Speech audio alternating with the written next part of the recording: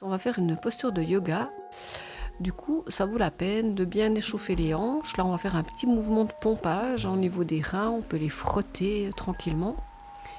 Pour faire ce mouvement de pompage, vous tendez une jambe en arrière en pliant l'autre. Et ça va tout simplement décaler votre bassin, ce qui va pomper au niveau des reins. Un petit peu se secouer, faire circuler l'énergie. Quelques mouvements de rotation du bassin. Dans un sens, laissez bien la rotation aller jusqu'au niveau de la cheville, puis dans l'autre. Un peu fluidifier les passages au niveau des sacro-iliaques. Puis comme cette posture va engager les poignets, je vous propose de les échauffer un petit peu en les tournant, en les assouplissant. Vous pouvez tourner autour de l'index, si jamais ça donne vraiment un axe de rotation au niveau du poignet qui est intéressant. Étirez dans un sens, dans l'autre. Mettez l'attention sur une main. L'autre main est juste en appui pour vous permettre d'étirer un des deux côtés pour commencer. Sentez bien la différence entre les deux côtés pour permettre à votre cerveau de comprendre que quelque chose s'est passé et de pouvoir vraiment avoir la trace de la différence.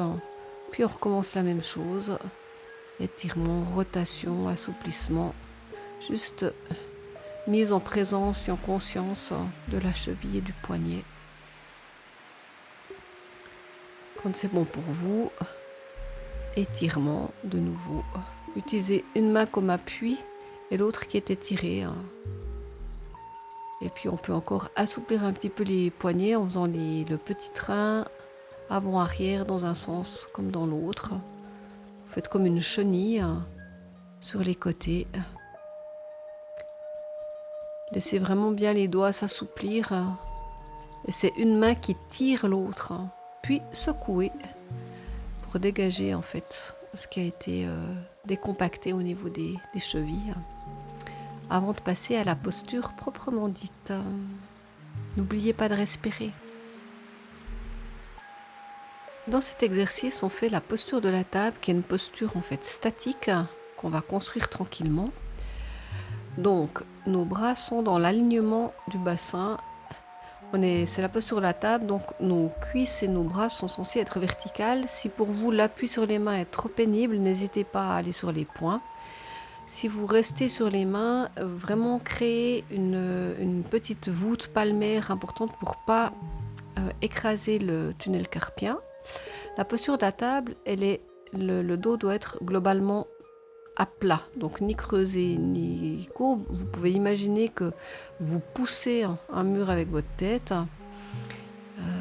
et tout l'enjeu c'est de construire une posture qui est bonne. Gardez les coudes légèrement fléchis. N'hésitez pas à ajuster jusqu'à trouver la posture qui est bonne. Et comme vous pouvez voir sur cet exercice, ma table est un petit peu cassée. Donc si vous voulez prendre exemple dessus, relevez un tout petit peu au niveau du nombril, ce qui mettra une table plus à plat que la mienne. Voilà. Et puis quand c'est bon pour vous, vous revenez, vous inspirez, expirez. Une posture de yoga peut être tenue entre 30 secondes jusqu'à 15 minutes.